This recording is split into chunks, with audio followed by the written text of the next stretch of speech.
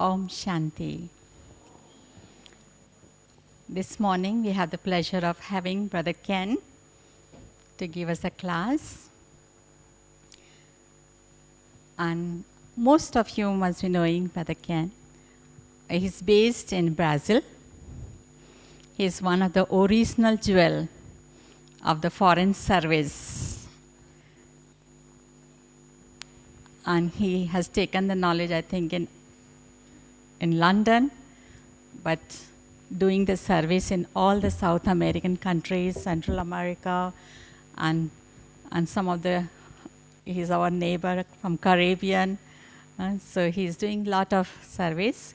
He's RCO also, and I feel very proud of introducing him as one of our original jewel in this Baba's knowledge, and especially in Foreign Service. And I think after listening to his class, you will know him yourself, how learned and how much wisdom he has. Om Shanti. The subject of trust is a huge one. And I think that I know from my own experience that if there's an atmosphere of trust in our centers, then definitely will attract people. And perhaps that's exactly, I remember once we were sitting in a small group in the days when Baba used to meet small groups. And he invited us to make some questions. So can you imagine a question and answer session with God? It's like he said, "Children, do you have any questions?" I think it was in 1984. And I remember that I made the question, how can we make the atmosphere of our centers powerful? And Baba looked at us and he said, "Be powerful yourselves." But how do we really create power? Of course it's through meditation, but how do we sustain it? I think the great sustaining force in our centers is trust. Baba trusted us with a huge task, and he called basically very simple, common people to his cause. If he wanted to do his task quickly in the way that they do things in the world, he would have called the best marketing people, the best speakers, the best writers, the best administrators with PhDs, at huge universities. Get the most qualified people in a logic way for a task, then perhaps we would have already been on CNN and so on. But Baba didn't call those people. He called simple people. And if you think about the task, it's a huge one, no less than transforming the world.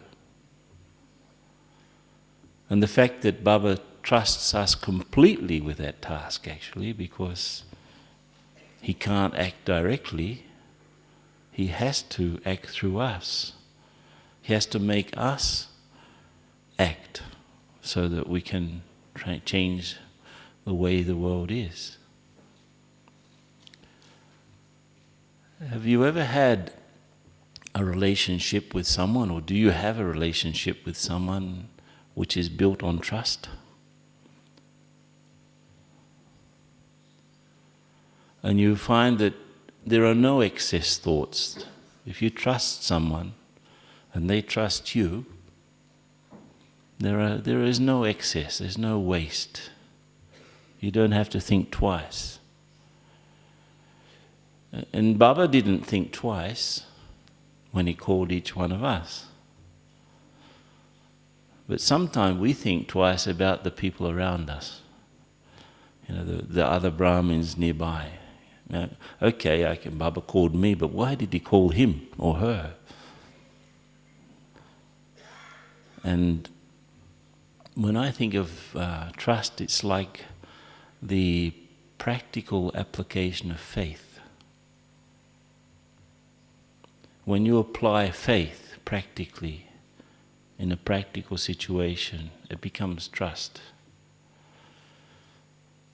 And the other day I saw a beautiful image of two mountain climbers. One was higher up with a firm hold on something, and the other one below with not so firm hold on the rock, but being pulled up to a higher level. And of course, in that, you're giving your life, right? The one below is giving his life to the one above. Take my hand. And so, with relation to Baba, there are two things that come to mind when we think of trust. The first one is when we become instruments in his service, then we really know how much Baba trusts us. If we're watching others doing the service, we will never know what Baba's real trust is. We have to step forward and claim that right, so that Baba starts to use us as instruments in our own way. Maybe it can be at a limited level or even an unlimited level like the daddies. But as you start to see how God uses you as his instrument, then you start to have more trust, not only in him but in yourself. The faith that you have in Baba, like this morning he says, I am the purifier. I've come to take you back home. I've come to take you to Shantidam. I've come to create one religion and destroy all the others. Those affirmations, which are very powerful in themselves, you can really only follow that and feel it in practice as you become Baba's instrument, because if Baba's a purifier, we are his instruments to help purify. If Baba is the one taking souls back home, I'm helping Baba to take souls back home. If Baba is giving the knowledge, I'm helping him to give the knowledge to others. So that's how you can see when faith becomes trust. Faith is like, okay, yeah, Baba is Baba, the Gyan is powerful, it's right, it's true. But then I start to trust it when I become the instrument of it. And the other aspect of trust in Baba comes with the surrender. And that's why that image of the mountain climbers reminded me, because the one below is putting his life into the hands of the one above to be pulled up. So as we surrender, we give our lives into Baba's hands and he pulls us up to a higher level. It's like total trust. Trust is when you're not theoretical in your faith anymore. Baba says in the Murli, I give you a guarantee. And you experience that guarantee, so you trust it. It's, in a sense also, it's faith in our fortune, that Baba's given me such a huge fortune, then, how can I not trust it? It's in fact, in the same way, the word trustee that Baba uses so much, what are we trustees of? We're trustees of what Baba's given us. Even if we have something in our lives, from our work or from our karma, It's the fortune that we got through doing good acts which God taught us at one point. Whatever I have that's good, it's probably something that's created now, it's a leftover from the last cycle. So Baba has given me everything, literally. Maybe not directly, but the good karma that I did throughout the cycle, that I learnt at the confluence of the last cycle, brought me back again. And the condition of beginning in Baba's service is related to that fortune. So, if I trust Baba, I have to trust the fortune. Did Baba make a mistake when he called me? Huh?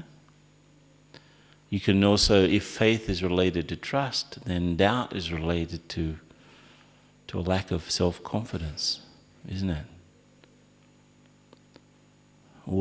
Have you ever asked yourself, what am I doing here? Huh?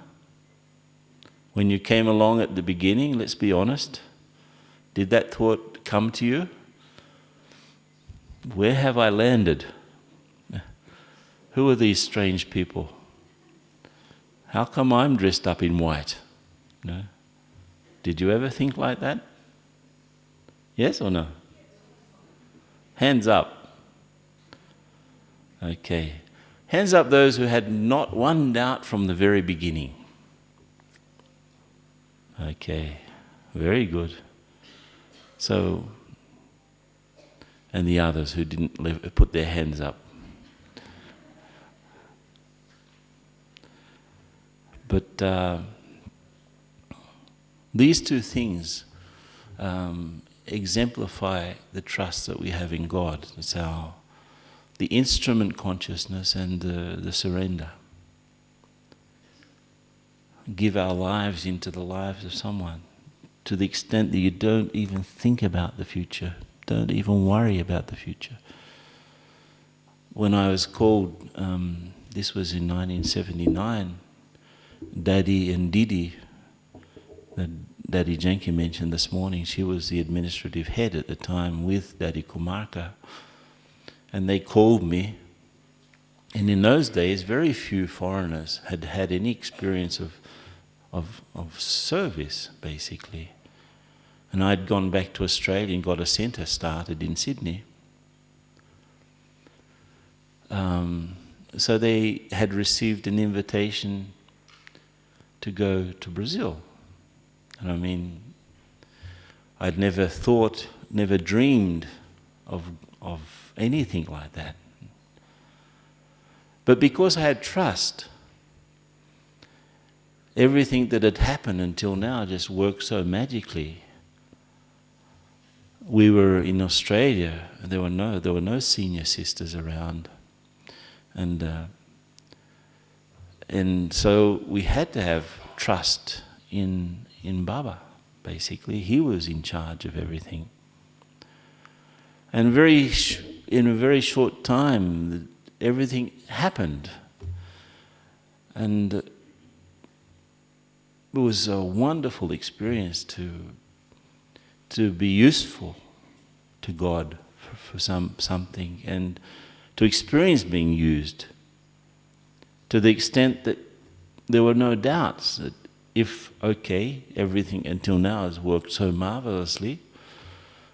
Daddy and Didi called me and said, would you like to go to Brazil? We've got an invitation. And I didn't even hesitate for 1 second. It was like, they are Baba's instruments, so therefore Baba wants me to go to Brazil. Therefore, Baba trusts me for something or the other. If I'm the one being called to do something, honoured and feeling the privilege of such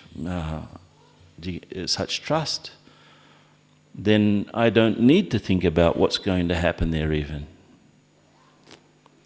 And that's exactly what happened. And a few days after that, Baba came, and in those days it was personal meetings every time. So I went to Baba and I said, Baba, You want me to go to South America? You have any special instructions for me? And he said, yes. The people there, I always remember that, you have to be a friend first, because the people there react to friends rather than, anything else. And so Baba showed that he knows Latin Americans, for example, are very friendly people. So the feeling was that you see Baba giving this instruction to these, to his main instruments, giving the touchings or whatever. Then they talk to me, and then a few days later I confirm it, and it's like that. So I go to a place with the feeling that Baba's sending me there. So Baba's trusted me, little me, Who am I so special to be doing such a huge task? So I didn't even worry that I arrived there with just $200 in my pocket and not speaking a word of the language, because Baba sent me there. You see? So if Baba sent me to a place, he knows how the things are, and he knows that so really, it's true. Things happened around that consciousness. And I really can't say that I had much to do with it, basically. Because Baba was touching this one, Baba was calling that one, Baba was bringing this one into contact.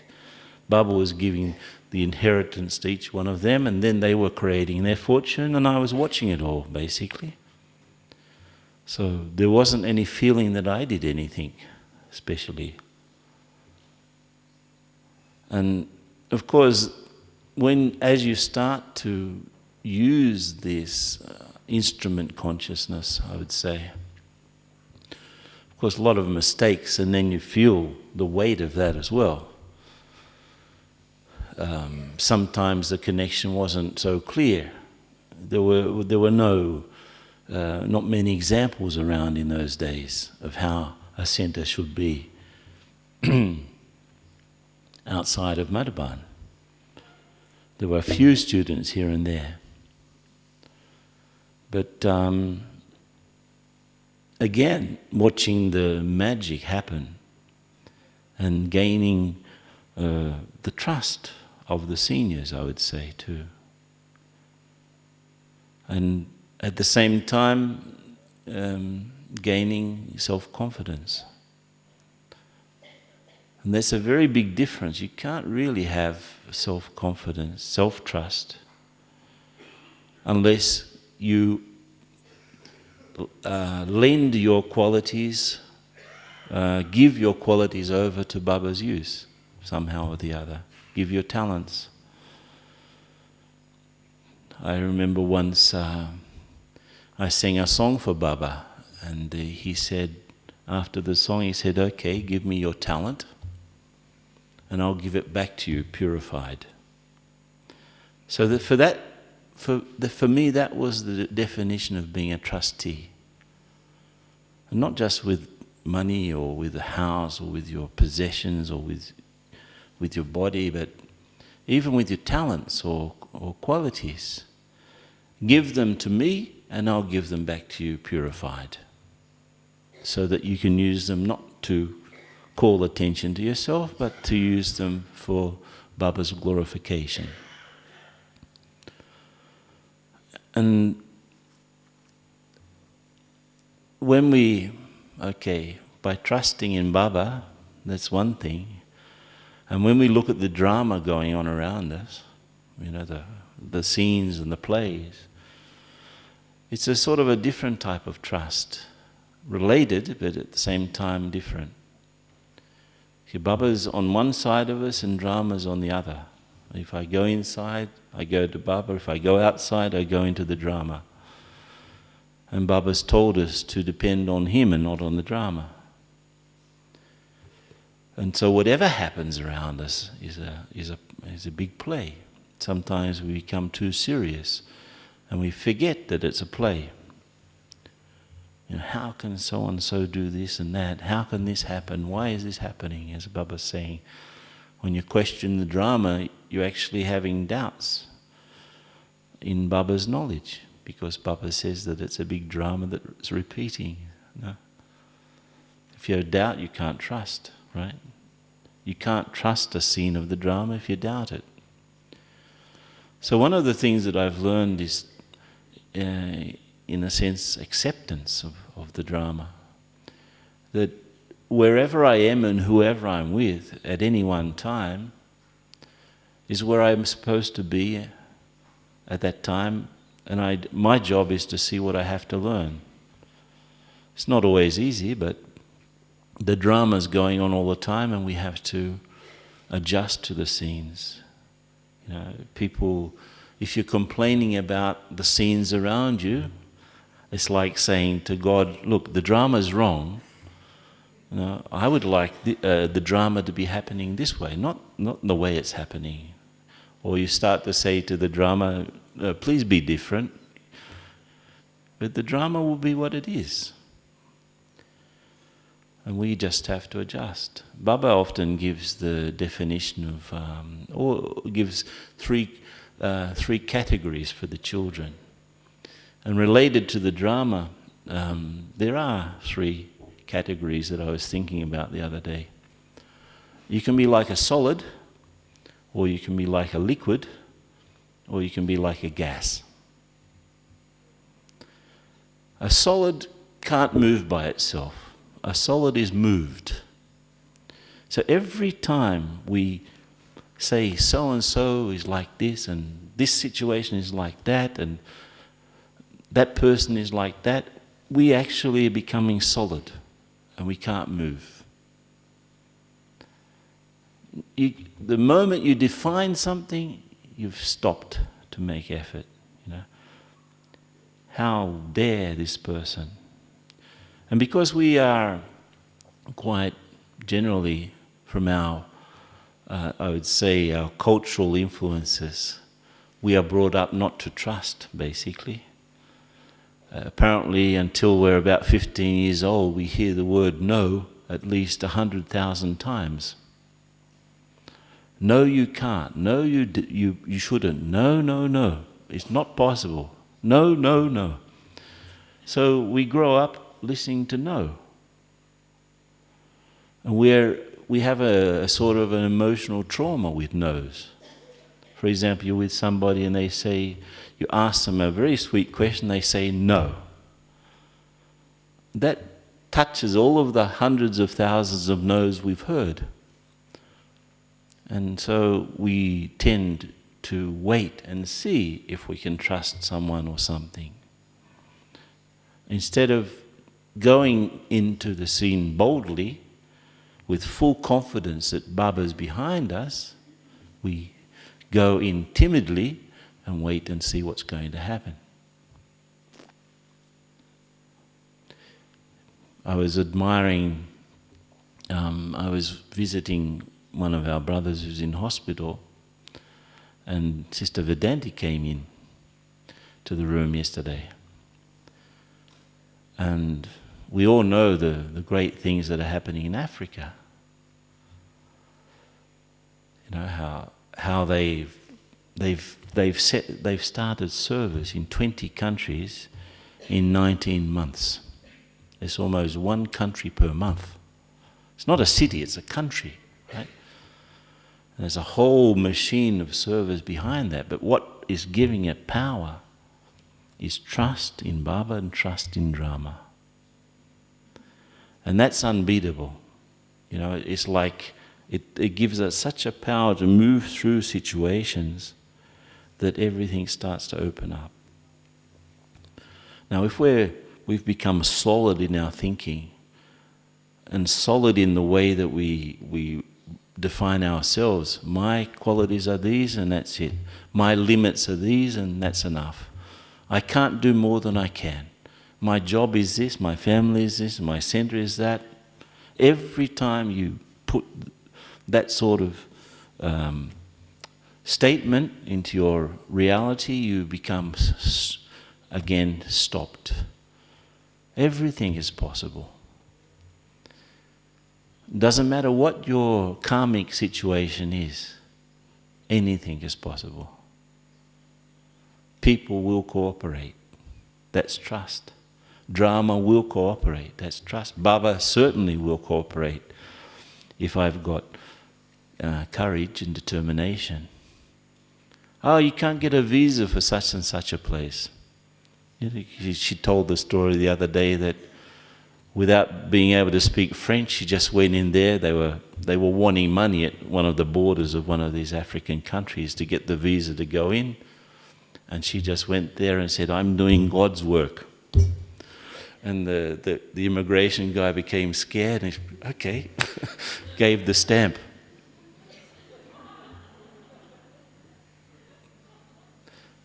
You see, the world is not used to such forthright people. So we've got an incredible push behind us called God, right? We're part of His plan. His plan can't go wrong. So, let's go. Baba's plan can't go wrong. Now, if I start to question what's going on, what am I doing here? You know, you become stopped like a block of concrete. Blocks of concrete can't flow with circumstances. So if you've built yourself into a series of definitions which are you believe are unchangeable, then you've stopped.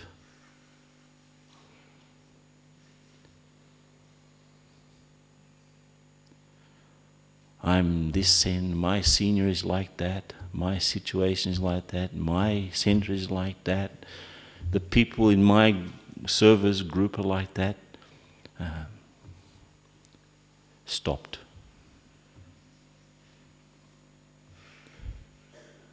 I can't. I won't. I shouldn't. They're all permeated with the word no. And if no's there, you've stopped. Now what happens if you got a yes? Drama is saying yes, Baba's saying yes, service is saying yes. Everything's saying yes, except you. Who's right? Is drama right or are you right? Is Baba right or are you right? These are the things that we have to ask ourselves. Most of us, over years, I've seen become, they sort of precipitate into a situation which becomes very convenient and comfortable. I've got my little house, I've got my little job, I've got my little things, I've got my little service, I've got my little mulis. Everything little. And of course, we just spend the time chasing our own tails, moving around inside our own head. And the reality is very different from what we think it is. I don't know how many of you know anything about quantum physics. But the moment you start to define something, what you're trying to define is already being changed by your perception. So it's not what you're saying anyway. Yeah? I don't know if you could translate that, what I just said. I'll repeat it. If you're defining something, what you're defining is already changing in the act of defining it. So the definition doesn't work. He is like that. This situation is like that. And that's why, we produce illness in ourselves and around us. Because we insist on a false reality. Drama is going on in its multifold and complex way continuously. And it defies definition. If you say someone is like that and then ask them, look, I think you are like that, will they agree? Baba said in the Murli recently, if you try to correct some teacher, they already come back with 10 points, right, about why it's not like that. So if you say so-and-so is this, you've stopped, and maybe they've gone on. Hands up those who are better than anyone else.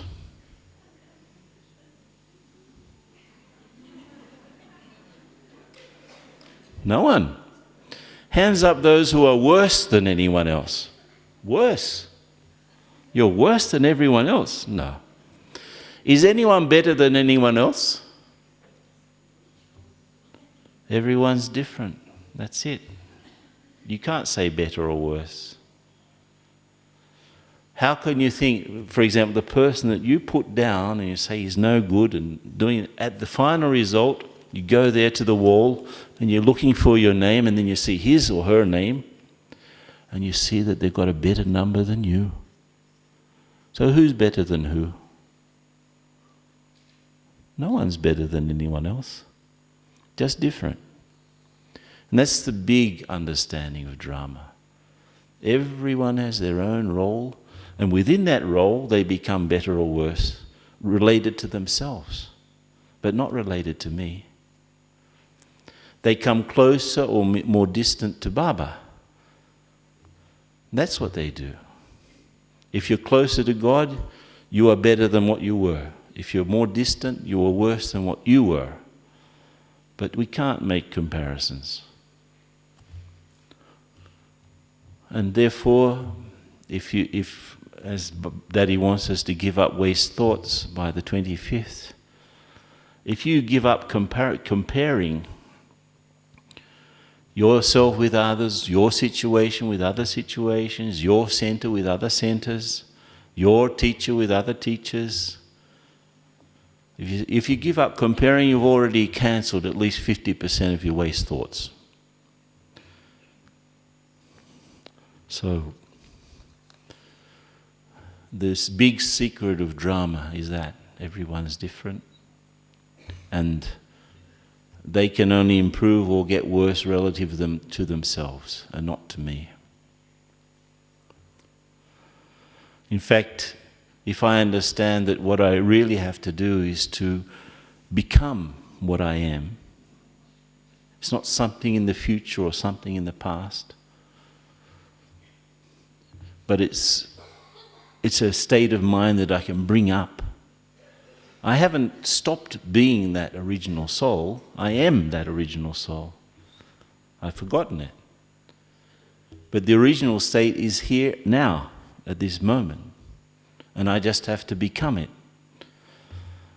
So the idea of effort, there's a goal in front of you and you're going there, you're trying to get there, that's an uphill drive and it's really hard, difficult, don't look back. It's an analogy, but the reality is, I'm not going anywhere. I'm not doing anything. I have to become what I am. That's the reality. So when we come to a question of trusting ourselves, that's very much the core of it. Because the original qualities, which in fact I would say self-confidence, self-trust, is a mixture of self-respect and self-esteem. Self-respect is when I realize what my true value is. Obviously I am a valuable soul if Baba has trust in me. And that value I have to value. What Baba sees in me I have to somehow see also. And that those qualities are there now. I don't need to go after them. So when I meditate, what do? I just become, basically. I invoke my original state. And of course in that state everything looks different. That's when Baba says, when you have a high state of self-respect and you look at a problem, the problem seems so tiny. And then he says that when you have a low state of self-respect, the same problem looks enormous. So it's not that the problem has changed. It's the same problem, but your vision and attitude relative to yourself have changed. So you can imagine, I'm a soul. I have these incredible original qualities. I spent at least half of my existence in the golden and the silver ages, and those sanskars are here now also. I've been through all of this, and not only that, I've been through it many times. So a high state of consciousness really is when you can see, yes, nothing is new, everything's fine. Everyone is fine, everything is as it should be at this moment. You know. There was a scene in Ecuador when Daddy was there last year, and she invoked, and it was very clear what happened, because there was a really nice Hindi song playing with a good beat, and so she got up and started to dance, right? And then she started to dance with her sisters, and of course they'd never seen anything like a 90-year-old woman, you know, dancing away, but with such power and such strength. And there was this new sister from Quito, and she suddenly, I don't know what happened, but she started to lose her breath, and we thought she was having a heart attack, you know. And so she had the collapse on the floor. We helped her put her on the floor, and she said, "I've never seen anything so beautiful. The most beautiful thing I've ever seen in my life." So what was happening to her?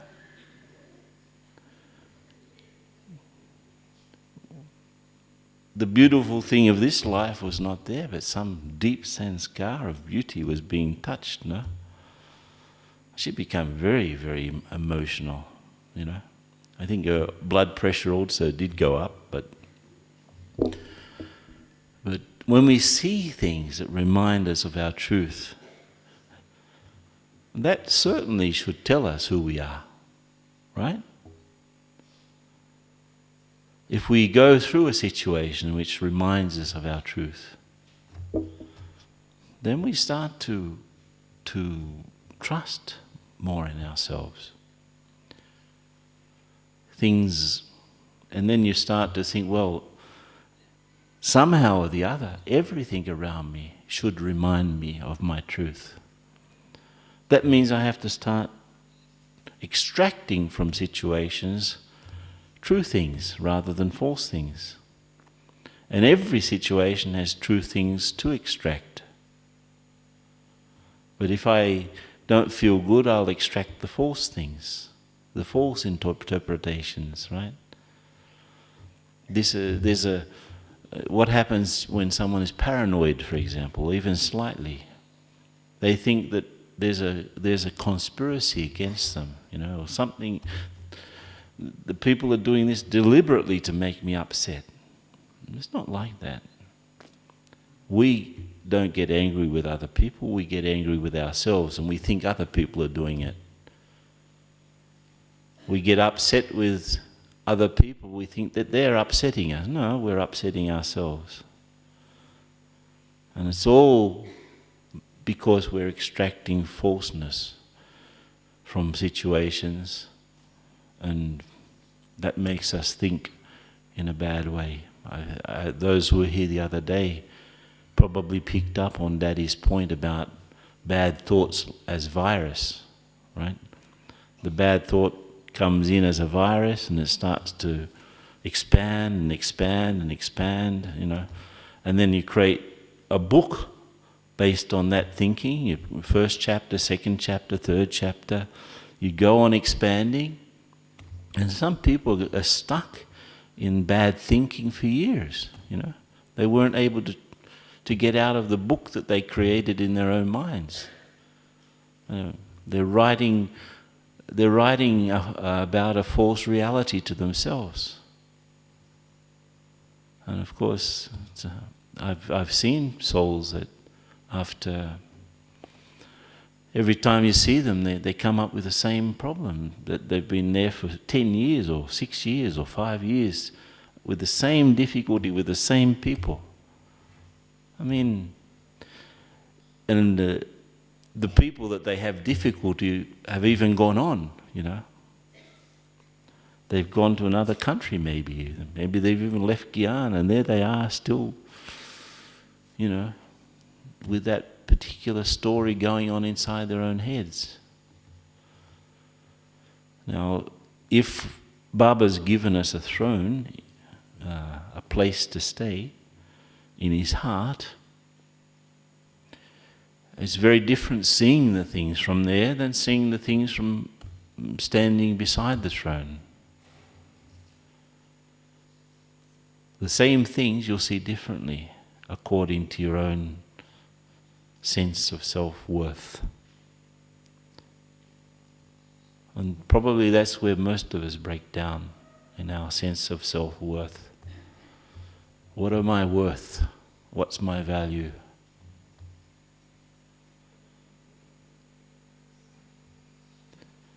Think about it. What is my true value?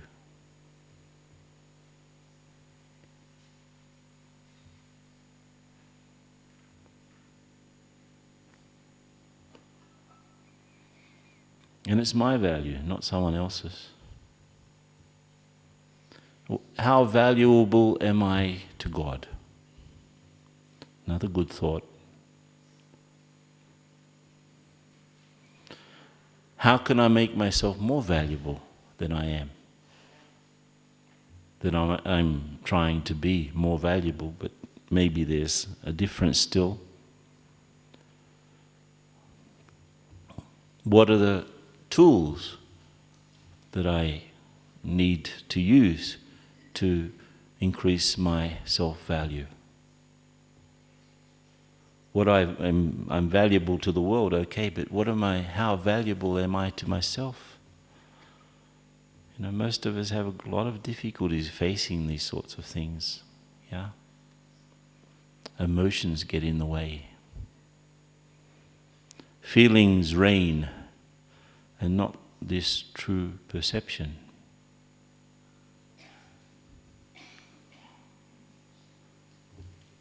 So, if I have trust in Baba and Rama and myself, there's one thing that I should be sure of, is that truth will always win, and falsehood will never win. And so therefore I don't need to, as Baba says, if something happens, and it's true, and I know that someone may be accusing me of something, but I know that that's not the real deep truth of things. And I know that Baba knows the real truth, so why should I try to prove myself to someone? Not necessary. Truth will win and falsehood will lose, always. May take time, but it will always happen. Now, trust in others, that's a huge topic. I think that's a topic in itself. If you look at the world, what they define as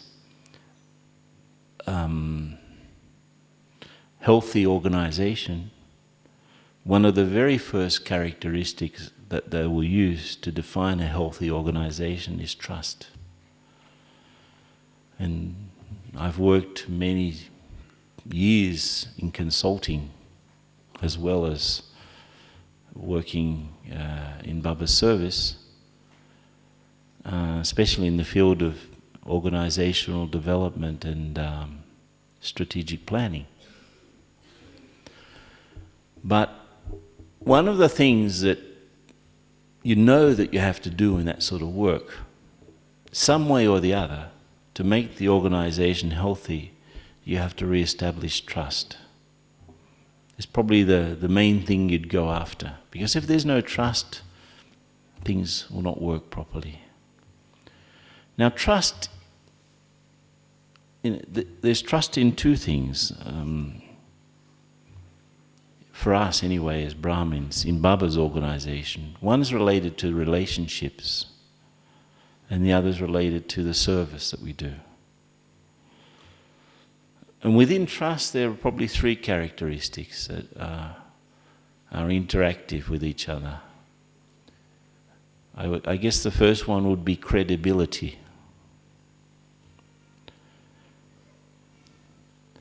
If you trust, if you want people to trust you, you have to be credible. That means you have to, if you say something, you should do it. If you promise something, you should deliver it. If you want to show something, you should be it. And that creates credibility. Now, if you give something to someone, they lose it. You give something to someone, they lose it again. You give something to someone, they lose it a third time. The credibility goes down, right? And therefore the trust, in a practical way, goes down. The second characteristic that builds up trust is being fair, fairness. If you are fair with people, you don't have, if you're in a position of trust within the yagya and you treat people fairly, then the people that you work with will trust you. Fairness means, the ones that like me get all of the good jobs, the ones that don't like me don't get anything. That's not being fair. This one is new, but doing everything. And it has a better stage than this old one who's just plodding along in his efforts or her efforts. So I'll give everything to the new one and forget the old one. Or I'll give everything to the old one because he's an old one, and the new ones, well, there's no space for them. That's not being fair. So fairness implies impartiality, okay? Let's see what really is going on and what's the best thing to be done here. Without going into, people like me, then they'll get everything. People that don't like me will get nothing. Or even people that are difficult will get less things to do, and people that are not difficult will get everything. That's not fair. Because we don't have the right to make that sort of personal decision. Baba knows what everyone needs and what everyone wants, okay? I'm just the instrument of that.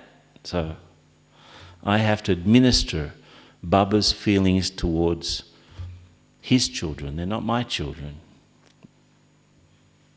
I have to administer his feelings towards his children, not anything else. So it requires a degree of subtlety to be fair. And of course, the third characteristic that builds up trust is respect. If you disrespect someone in public, will they trust you? If you tell someone in confidence something and they go and tell a third person, will you trust them? Will you? Difficult, huh? You probably won't say anything to them again, right? If you are in charge of something and you've delegated a task to someone and they've got a team, if you cut them out of the picture and go to the one of the team and say, look, do this, you've set yourself up for two big problems.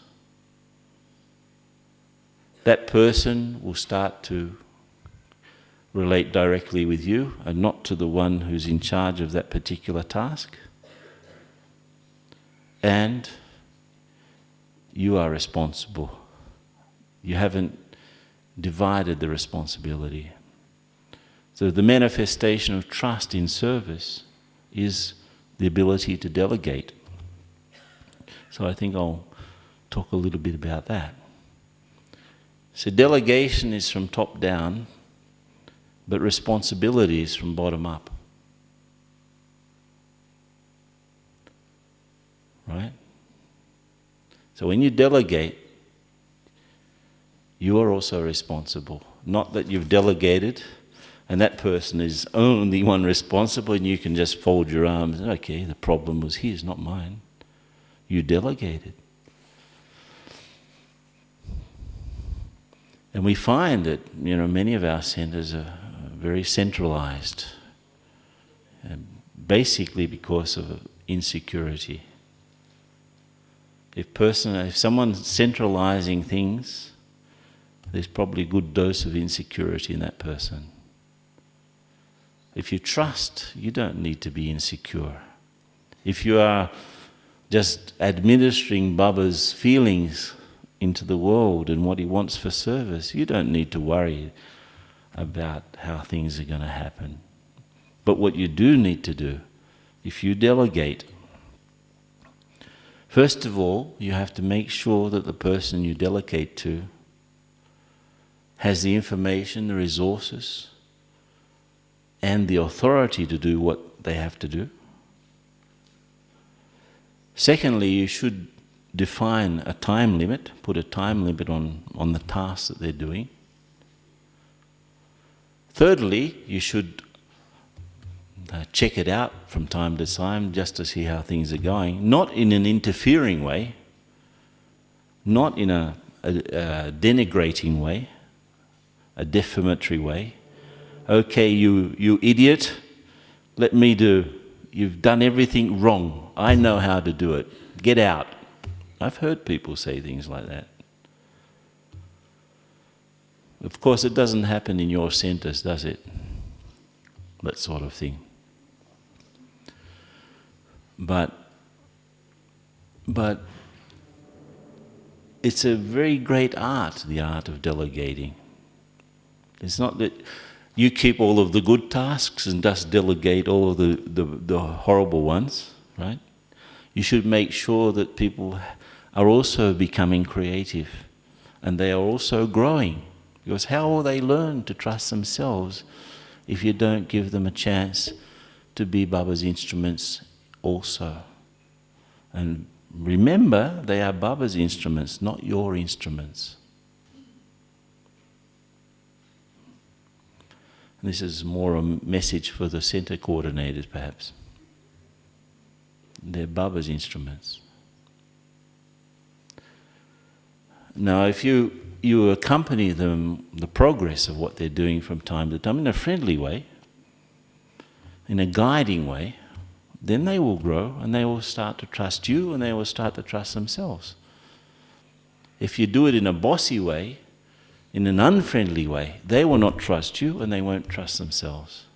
And they probably won't volunteer for anything else where you're concerned. So you're defeating your own purpose if you do things in a bossy way. You'll probably have a lot of substitutions, right? This person was no good. Okay, you try the task now. But 5 months later, that person also can't handle it, goes away. Okay, next. Okay, and then you run out of substitutions. What are you going to do? And third, I think the last thing, if you're going to delegate properly, you've got to make sure that the person now knows how to start. Because many people say, yes, it's okay, but they're a bit afraid to start the task. So make sure that they know how to start. Those 4 things will make your delegation very much more simpler. Resources, information, authority, time. Accompany them and help them start off. You will build trust, definitely.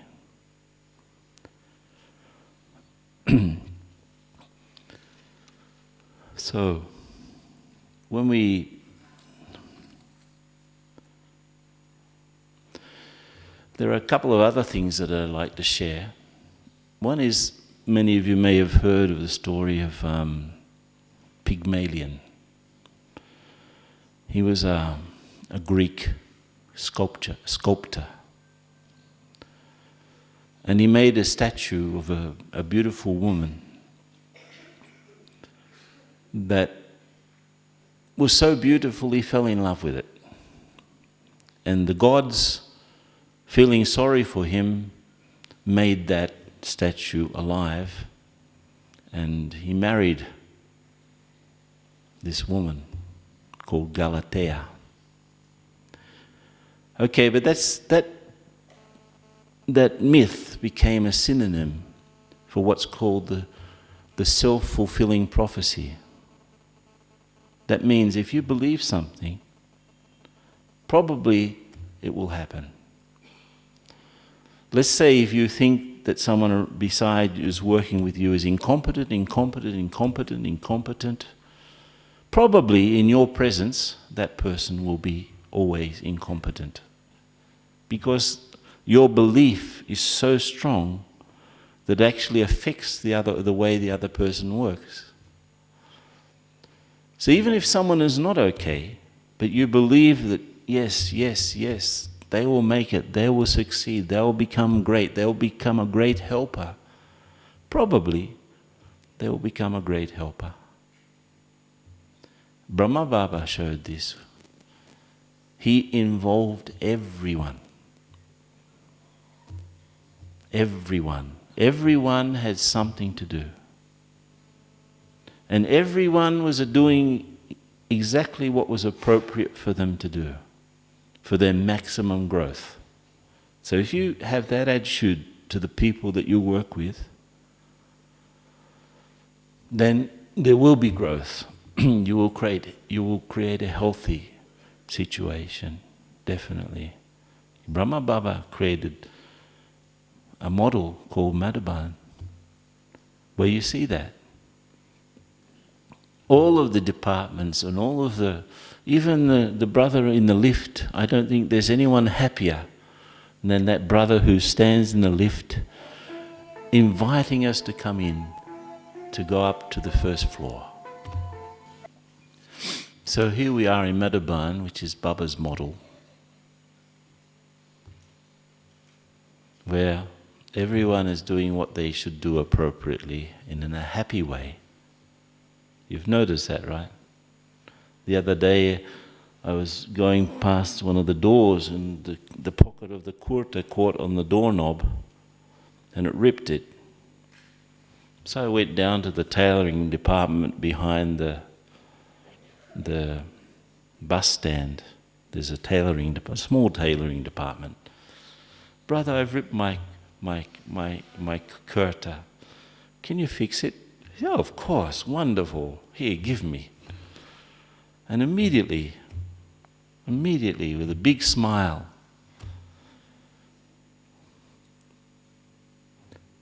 did it. No questions. Everything is easy. Why? Because they're happy. If you're happy, everything's easy. You go to any department here. Big programs, and of course here they arrange programs that we can't even imagine arranging, yeah. Especially down in Taleti, 20,000 people. Imagine being in charge of the kitchen for 20,000 people. But everything easy because they're happy. Happy, easy. It's a big lesson. And how did that happen? Because Baba is behind the things and making sure that everyone is getting what they most need for their own growth. And we should pay attention to the model that's here. It is an atmosphere of trust.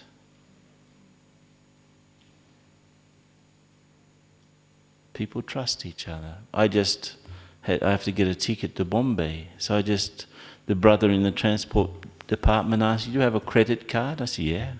"Okay, bring it." I just gave him my credit card. He's there doing. Why? trust. He's not going to copy down the number and then suddenly afterwards, start buying things for himself, will he? Impossible to even think that. But there is an atmosphere of trust. And I think if there's an atmosphere of trust, an atmosphere of power, as I said in the beginning, is practically the same thing.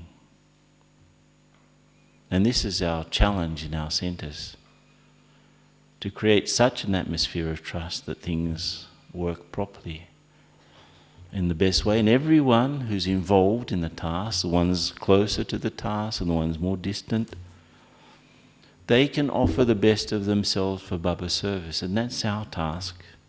We're instruments of making sure people bring out the best in themselves. That's all. We're not instruments to boss people around or to give orders or to become angry when things don't go wrong. We're not representing God when we do that. We're representing our own egos. And if there's a scale, if there's ego, and it's interesting to observe this. If you have qualities and you are egocentric about them, you have Baba and has mentioned, in fact, this in the Mulis about the specialities that we have are not our specialities, that they're gifts that Baba's given us, right? But if we take them as my speciality is this, I'm a great organizer, I'm a great speaker, I'm a great whatever, those those qualities or specialities cease to inspire others. But if you are genuinely concerned with the welfare of everyone, which is an atmosphere of trust, then those same qualities will inspire. It's funny, isn't it? So if you use virtues and specialities in an egocentric way, people will become jealous, they will become rebellious, they will go against you, because ego is controlling things and not Baba. But if I give those qualities and specialities over to Baba to use in his service, not my service, those same qualities will inspire others and not make them jealous. So if someone is jealous of you, what does that tell you about yourself?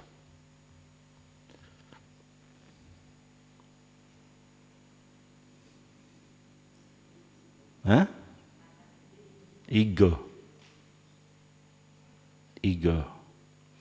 If you have a rival, what does that tell you about yourself?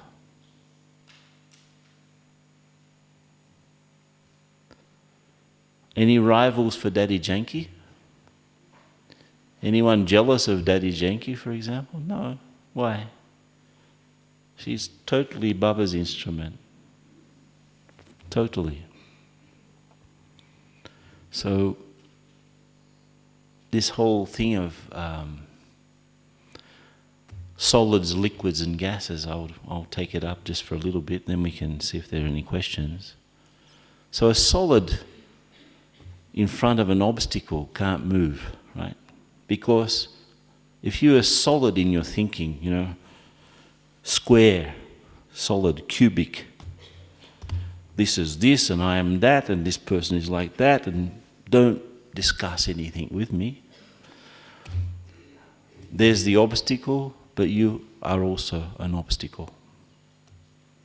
In fact, that's worse when you are the obstacle, isn't it?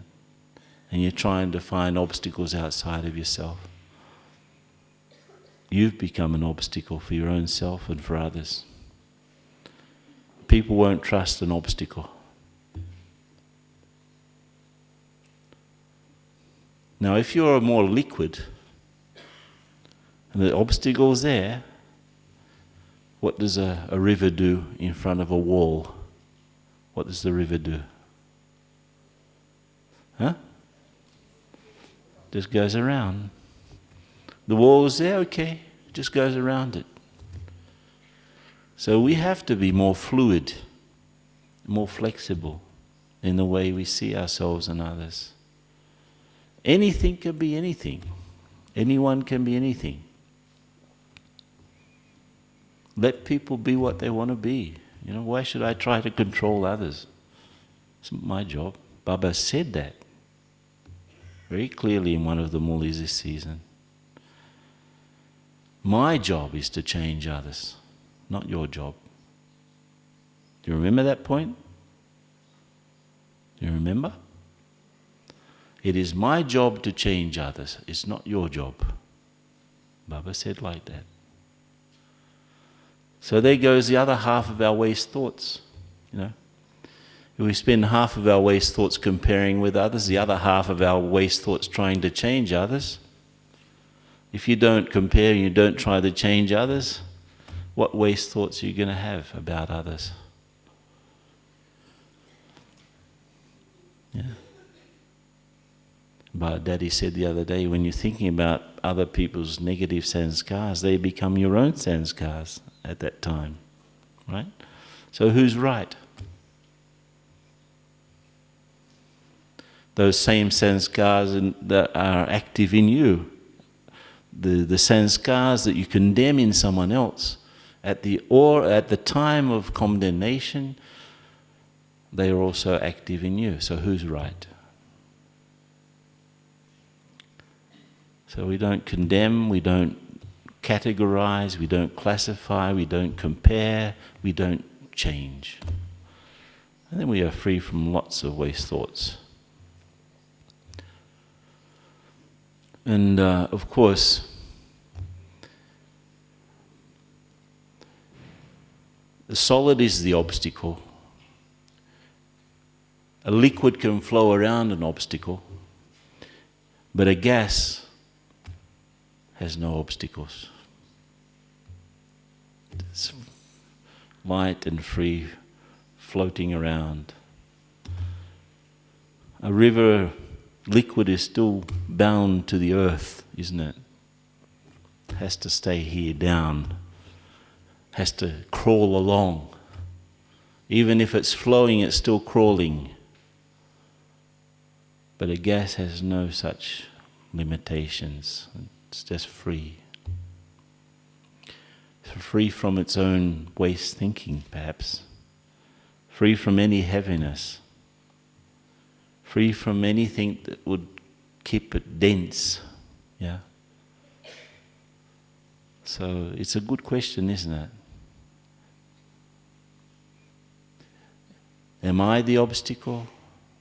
Do I flow around obstacles, or am I free from obstacles?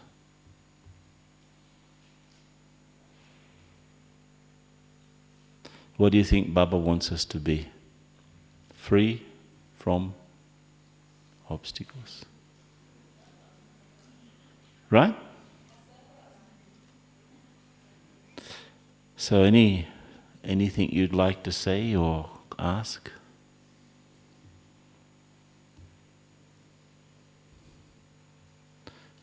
Do we have another mic? Oh, the sound guy's not here.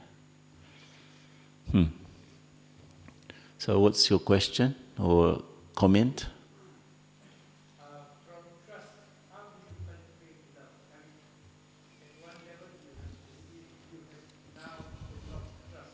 I think it's a second step now to love the Dhamma, to cultivate more love for Baba. Well, I think it's a chicken and an egg situation. Love feeds trust and trust feeds love. I don't know which comes first, actually.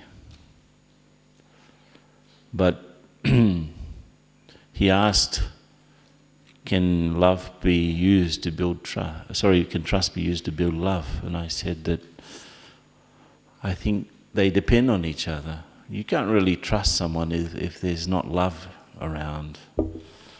And you can't really love someone that you don't trust. So, since love is one of the innate qualities of the soul, it's probably first. So it's a recognition perhaps that You know, I love my role and I love what Baba's doing and I love the family that's around me, therefore I should trust them. I love this gyan, therefore I should trust the drama. You know, I love the transformation that's happening in my life and therefore I love myself. So it's a little bit of interdependence there, you know. I don't think it's you do one and then the other. They should grow together, both sides, the love and the trust. Yeah.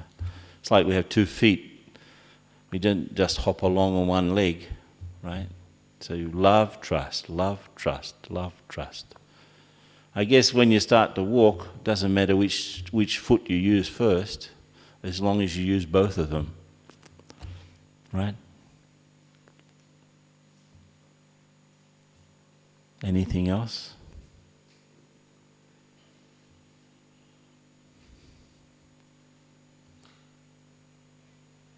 Right. Silence.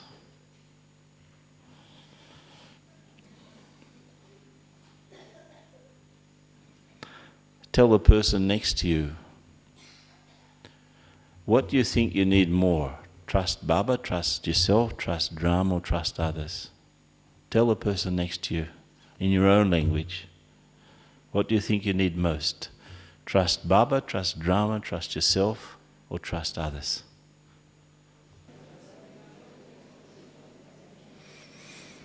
Okay. Let's have some powerful love and trust-filled meditation until 12:30. Okay? Right? Agree? Okay. Pardon? We can have some powerful meditation filled with love and filled with trust until 12:30.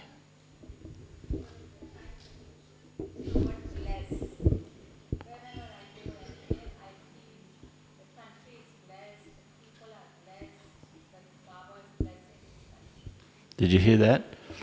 Hemlata Ben said that she usually uses the word blessed. Wherever she goes, she feels that Baba's blessings there, the country is blessed, the people are blessed, and she's blessed. So, best is blessed.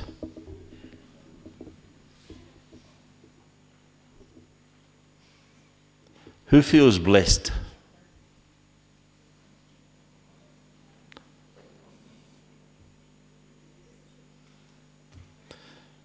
Okay. Do you feel that the service that's in front of you is already blessed? Already has Baba's blessing, right? Whatever you have to do that's in front of you, it already has Baba's blessing. So, what's the difficulty? It's a great point. Okay, let's have some meditation.